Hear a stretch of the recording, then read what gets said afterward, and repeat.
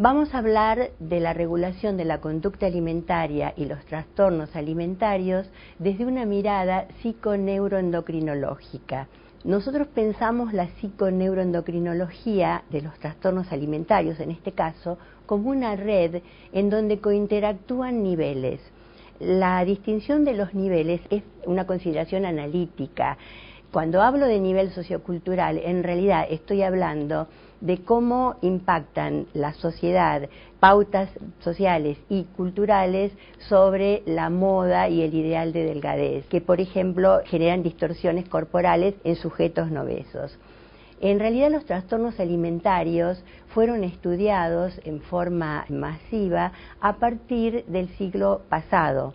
Pero esto tiene que ver con que aumentaron, porque aumentó también el ideal de delgadez. Nosotros, si nos ubicamos en los años 60, en Inglaterra básicamente, hay todo un despertar que tiene que ver, por ejemplo, con la moda, la minifalda. Aparece una nueva tendencia más liberal a través del hipismo y los cuerpos tienden a ser más delgados y libres. También aparece una modelo que es Twiggy, Maderita, que era extremadamente flaca, una chica medio andrógina, muy bonita pero muy flaquita. Rápidamente se extiende este ideal de delgadez por toda la sociedad occidental.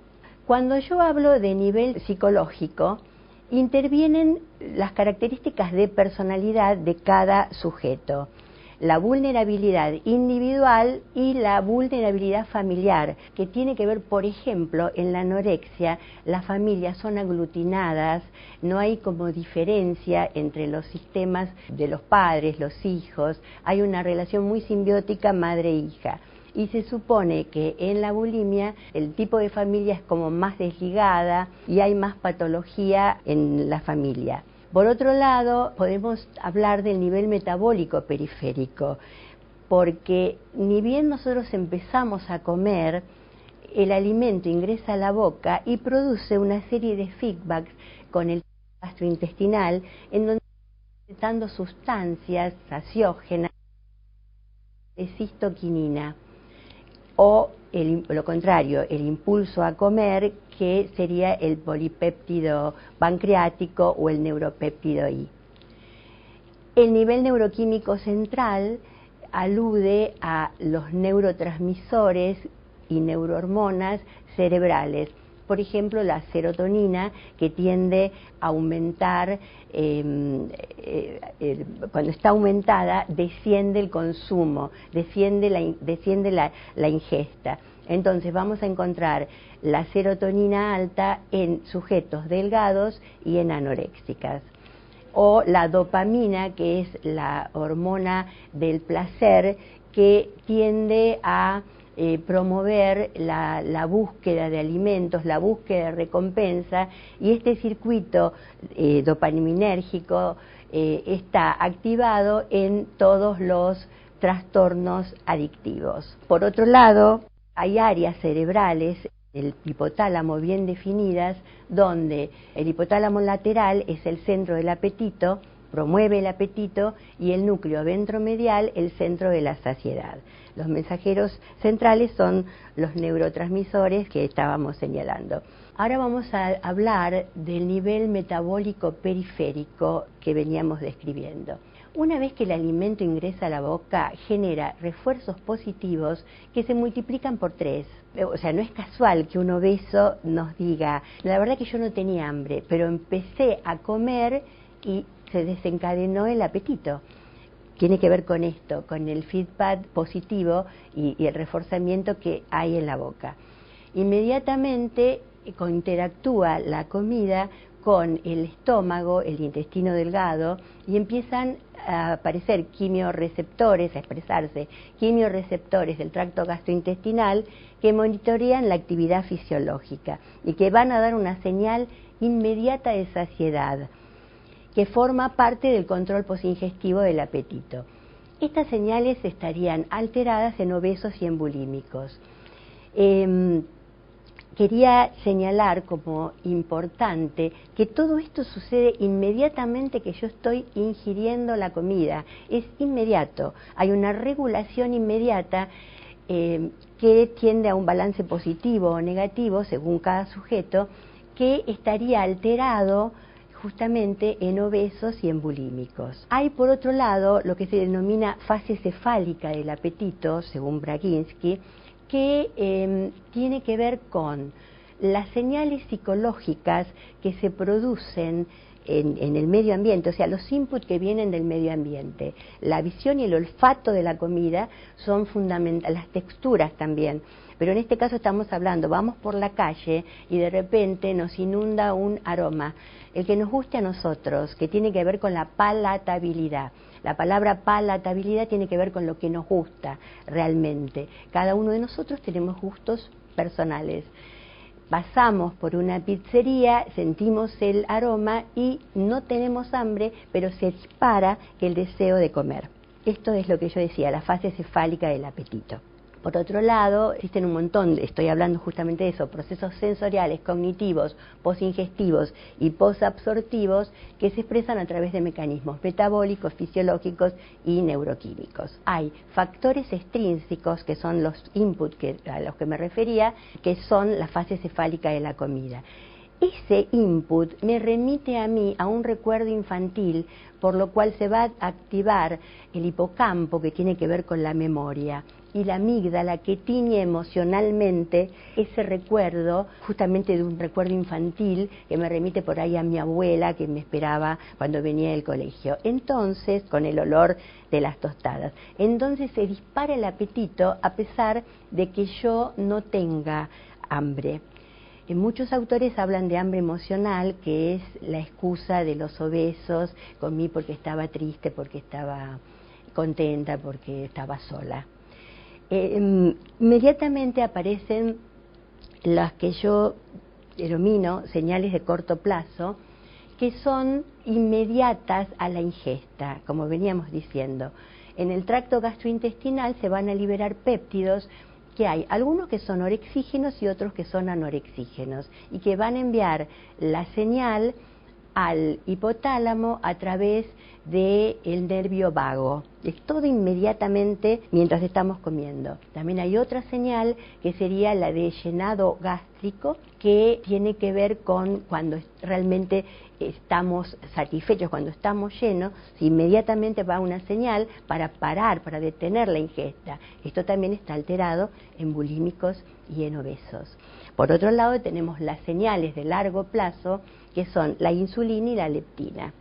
Todo esto va a regular el balance energético y vamos a lograr aumento o descenso de peso y tenderemos a la obesidad o a la delgadez. Por otro lado, hay unas señales centrales que tienen que ver con lo que veníamos diciendo, los neurotransmisores aminérgicos. Por ejemplo, algo referí, la dopamina aumenta la ingesta. La dopamina tiene que ver con el circuito de recompensa, el circuito del placer, que está activado no solo en bulimia, en obesidad también, sino también en conductas adictivas, cualquiera, adicción al juego, al sexo, a las drogas, al alcohol. La noradrenalina es otro neurotransmisor que aumenta la ingesta y la serotonina tiende a disminuir la ingesta. Por otro lado, los opioides, que vamos a encontrar aumentados en la anorexia nerviosa y disminuidos en la bulimia nerviosa, el opioide explica esa sensación de bienestar que tienen las anoréxicas. Uno no se puede explicar cómo comiendo una lechuga, un yogur y una fruta en todo el día, durante mucho tiempo, pueden estar espléndidas y pueden ser hiperactivas y hacer todo lo que hacen, justamente porque tienen un estado de bienestar por los opioides. Después hay otros péptidos como la colecistoquinina, neuropéptido I, bombecina, que ya los vamos a ir viendo un poco más. La leptina es una proteína de 167 aminoácidos producida por el tejido adiposo.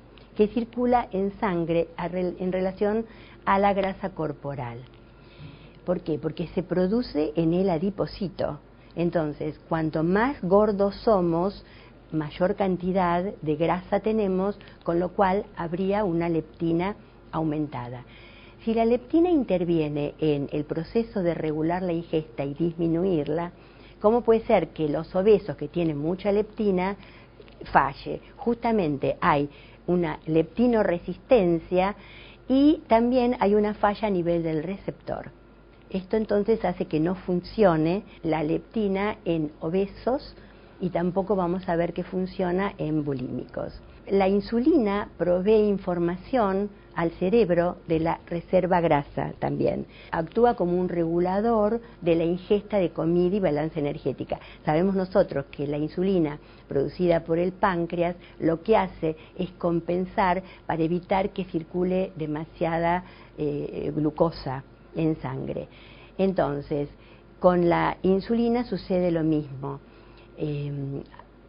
Puede haber insulina resistencia, o sea, cuando hay alteraciones en el consumo, alteraciones en la ingesta y de repente se consume mucho y se cae en un periodo de ayuno o y viceversa, luego viene el atracón porque no se puede mantener el ayuno o una dieta muy estricta, entonces la insulina lo que hace es estar segregando continuamente, entonces hay hiperinsulinemia, justamente para regular esto. Intentamos ver una serie de sustancias, de moléculas, que son importantes señales moleculares de vías efectoras centrales que regulan la ingesta. Por ejemplo, tenemos la hormona liberadora de corticotrofina, que es una vía estimulada por la leptina, que tiende a ser un potentísimo anorexígeno. Justamente se habla de la anorexia como un modelo de estrés. Y la anorexia, vamos a ver, por ahí me estoy adelantando, presenta una hormona liberadora de corticotrofina, una CRH muy elevada. La alfa-melanocito estimulante es también una vía estimulada por la leptina que tiene un efecto anorexígeno sobre la ingesta. Hay toda una serie de péptidos y de sustancias que tienen que ver con la piel, con los melanocitos, con el color de la piel. También hay otro que es el CAR, que es una hormona regulada por cocaína y anfetaminas, porque nosotros tenemos cannabinoides, tenemos receptores cannabinoides en nuestro sistema nervioso central. La bombecina también tiende a disminuir la ingesta, como la hormona liberadora de tirotrofina, la colecistoquinina, que ya lo venimos diciendo, y hay otros neurotransmisores como la serotonina, que la disminuye, y la noradrenalina a través de los receptores beta-adrenérgicos, tiende a disminuir la ingesta. Porque vamos a ver que la misma noradrenalina, a través de receptores alfa-adrenérgicos, que generalmente están en el estómago, tienden a aumentar la ingesta, porque son orexígenos. Entonces tenemos el neuropéptido I, el péptido II, polipéptido pancreático, orexina A y B, galanina, dinorfina, noradrenalina y dopamina, todos ellos que tienen un efecto que aumenta la ingesta, son orexígenos. Ahora pasamos a tratar de explicar los trastornos alimentarios, cómo se desencadenan. Hay acontecimientos vitales que pueden disparar un trastorno alimentario. De hecho, a la consulta vienen chicas digo chicas porque cuando hablamos de anorexia, 9 de cada 10 son mujeres y 5 o 6 de cada 10 bulímicas son mujeres. Es una patología mayoritariamente femenina, aunque hay cada vez más casos de hombres, pero sobre todo son bulímicos, no son anoréxicos. Hay, como decía, acontecimientos vitales que pueden disparar el inicio de una conducta dietante. Algo que tiene que ver con la pérdida de un ser querido, la ruptura de un noviazgo, que afecta mucho a una joven, el ingreso a la escuela secundaria. Hay un montón de elementos que pueden disparar una conducta dietante. El problema es que si se mantiene en el tiempo. Por otro lado, tenemos ciertas características que son bastante recurrentes, que son baja autoestima, obviamente la disconformidad con la imagen corporal, y puede haber enfermedades comórbidas como por ejemplo la ansiedad y la depresión. Cuando nosotros hablamos de moda, de valores sociales, todo eso impacta sin duda con el tema del ideal de delgadez como sinónimo de belleza. Ser delgado está bien. De hecho, cuando nos saludamos, nos decimos, ¡ay, estás más flaco! Y el otro responde inmediatamente, ¡ay, gracias! Porque realmente es lo que tendemos a buscar, ser confirmados justamente en ese aspecto. Entonces, hablábamos de la vulnerabilidad psicológica. Puede aparecer una conducta dietante. Si yo hago una encuesta entre todos los que están recibiendo este curso, la mayoría de ustedes está dietando porque por la época del año en que estamos, o lo han hecho durante todo el año. Pero son dietas hipocalóricas, pero saludables, que tienen una ingesta adecuada de nutrientes que son necesarios para el cuerpo. El tema es cuando se empieza una dieta y se refuerza la dieta, está tan magra de 300 calorías o menos. Entonces, esto va a determinar conductas anoréxicas que pueden ser ocasionales o mantenerse en el tiempo. Cuando se mantiene en el tiempo y se hace rígido, aparecen las consecuencias psíquicas y físicas a largo tiempo, porque en los primeros, digamos, años o en el primer periodo de la anorexia, pueden subsistir con su estilo más o menos saludablemente. Por otro lado, si queremos hablar de la bulimia, también va a haber conducta dietante, pero el tema es que una anoréxica, por sus rasgos psicológicos, puede mantener una dieta hipocalórica en el tiempo, mantenerla rigurosamente, como un dogma realmente, pero no una bulímica. La bulímica tiende a ser desbordada, por eso hablamos de la bulimia, que es como muy parecido al trastorno límite de personalidad, son desbordadas. Entonces, siguiendo con lo que suele suceder, hay periodos de dieta hipocalórica e incluso ayuno. No se puede mantener en el tiempo, entonces sobreviene el atracón. Como son, como dijimos, muy compulsivas, pero aparece el sentimiento de culpa por haberse permitido un atracón de esas características, y aparecen las conductas compensatorias. La compensación puede ser por uso de laxantes, uso de diuréticos o el tan conocido vómito, que realmente son expertas en el tema. El signo de Russell está en estos dos dedos, que son los que supuestamente se introducen para vomitar. Pero yo he tenido pacientes que realmente solamente evocar determinado alimento ya se autoprovocaba el vómito sin necesidad de tocarse. Entonces ahí caemos ya en una bulimia franca y peligrosa. En este cuadro intento volcar todo lo que veníamos diciendo. Obviamente cuando hablamos de sistema social nos estamos refiriendo al ideal de delgadez, a las características psicológicas que podemos describir y entonces se empieza con una conducta dietante severa. Vamos a ver qué pasa, cuáles son, en un cuadro resumido, las alteraciones metabólicas que encontramos en la anorexia. Como dijimos que era un modelo de estrés, hay hipercortisolemia, hay un alto cortisol porque está alto el CRH, la hormona liberadora de corticotrofina, que es un potente anorexígeno. Por otro lado, tenemos disminuida la leptina y la insulina. Esto es básicamente porque tienen poca grasa, no tienen adipocitos que son los que generan la leptina. Entonces, tienen menor de nivel de leptina comparado con los sujetos controles. ¿Por qué? Porque tienen poca masa grasa.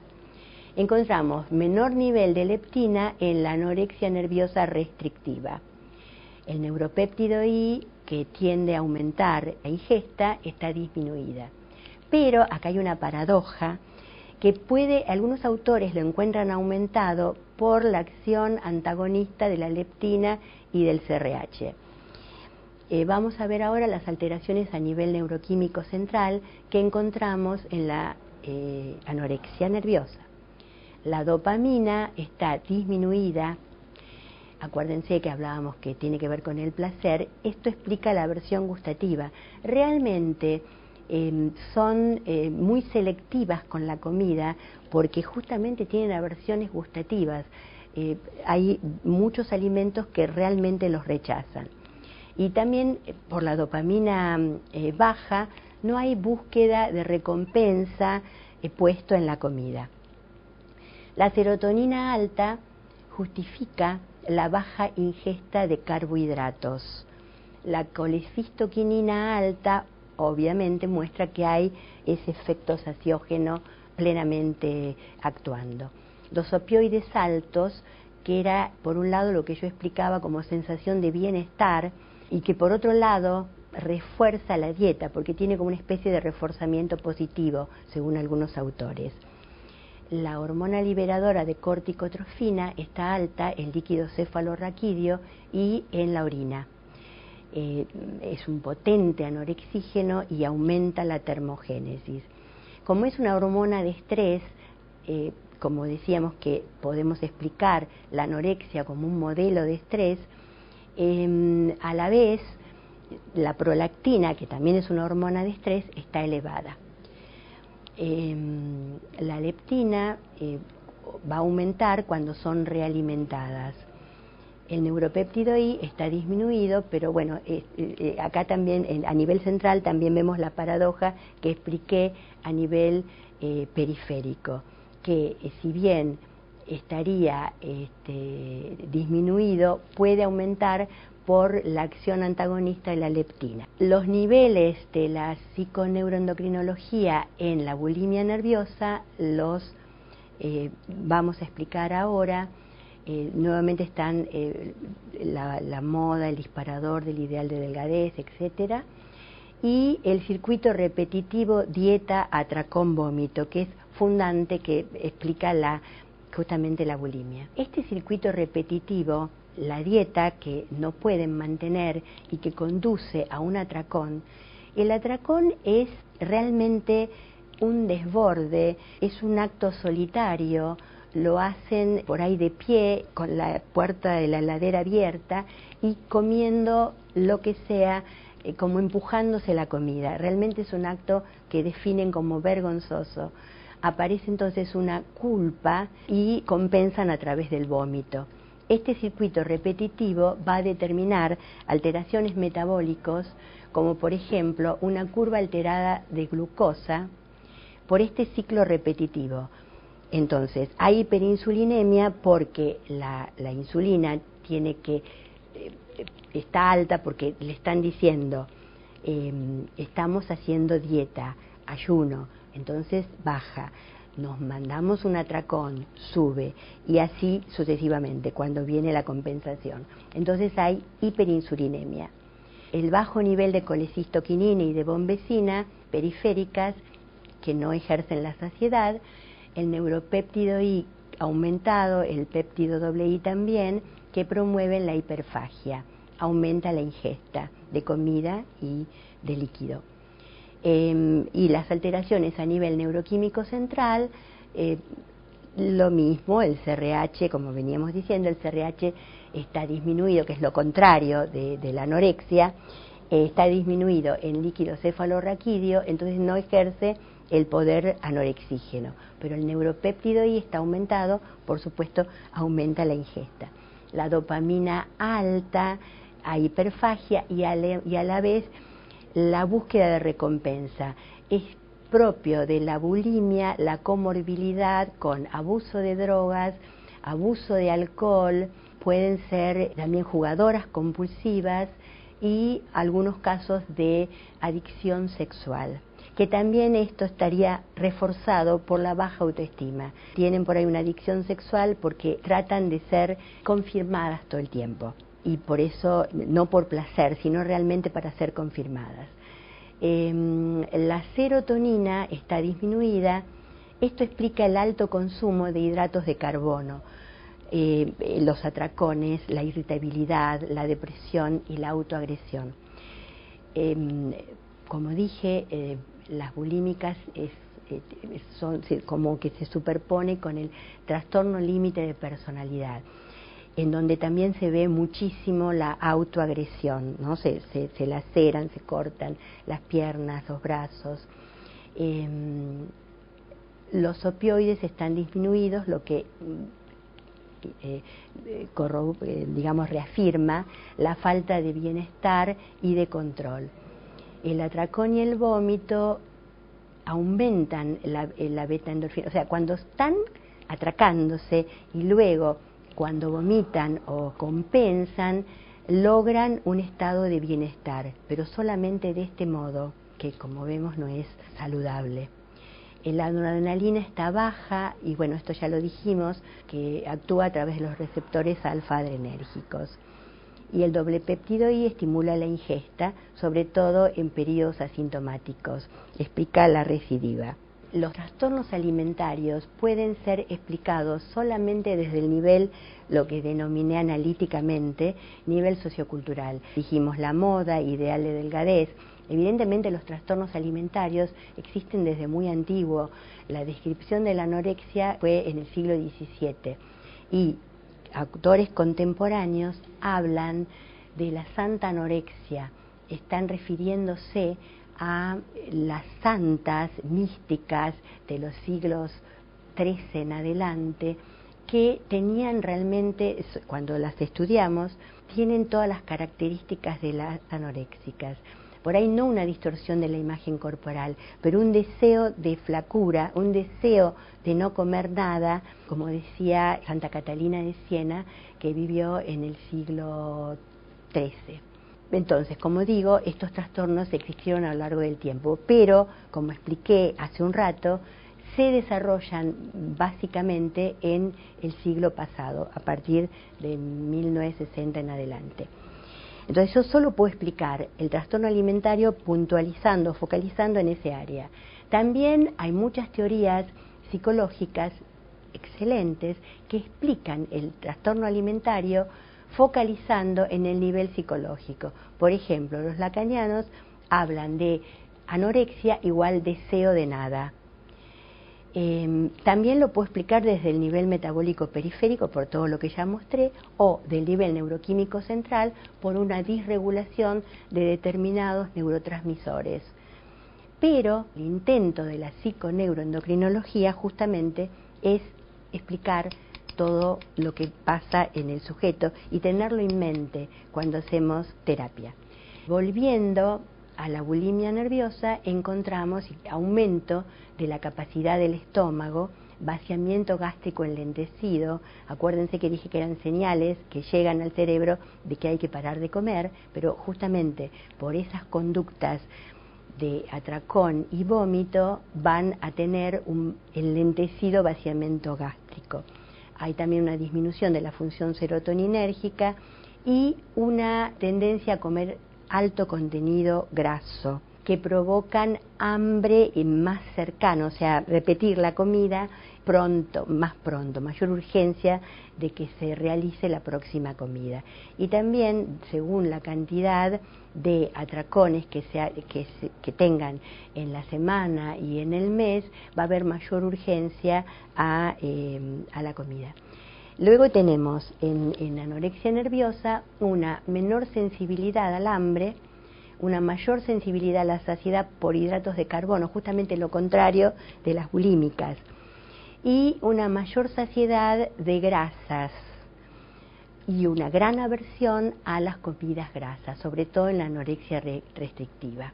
Para terminar, la psiconeuroendocrinología de los trastornos alimentarios pone en juego una compleja red de sistemas biopsicosociales que cointeractúan. Vimos que aparecen todo el tiempo nuevos péptidos reguladores de la ingesta que también funcionan en red, que por ahí están altos, pero hay otra vía que los inhibe, entonces por eso se desregulan. Aparte, en esta época posmoderna tenemos que sumarle el narcisismo creciente, el individualismo, lo que Lipovetsky llama la era del vacío. Justamente lo que más recibimos en nuestros consultorios son patologías del borde o patologías del vacío, todo lo que sería trastornos narcisistas, trastornos de consumo de drogas, alcohol, adicción a la comida, convulsiones hacia el juego patológico. Otro filósofo, Baudrillard, habla de la estetización que estamos viviendo, una estetización de la vida cotidiana, la pura circularidad de imágenes. Acá yo agregaría algo más. Giovanni Sartori escribió un texto maravilloso que se llama Homo Videns, que muestra esta cultura de lo visual y de la impronta, de lo importante que ponemos nosotros en la imagen. Por eso entendemos la globalización de los trastornos alimentarios. Cuando yo empecé a trabajar en este tema, toda la bibliografía sostenía que eran patologías propias de la sociedad occidental, que no se daba en otros pueblos. Yo en ese momento hice un metaanálisis e investigué y encontré papers publicados justamente en países orientales, en la India, en China, en Japón, que ya hablaban de casuística en esos países, pero realmente no eran demasiado nivel los papers, pero ya me daban la idea de que también existía no solamente en el mundo occidental. Esto lo traigo a cuenta porque la globalización de los trastornos alimentarios nos está mostrando en la estadística que el país con mayor estadística más alta, mayor tasa de trastornos alimentarios, justamente es Japón. Nosotros tenemos el honor de ser los segundos que ocupamos este puesto.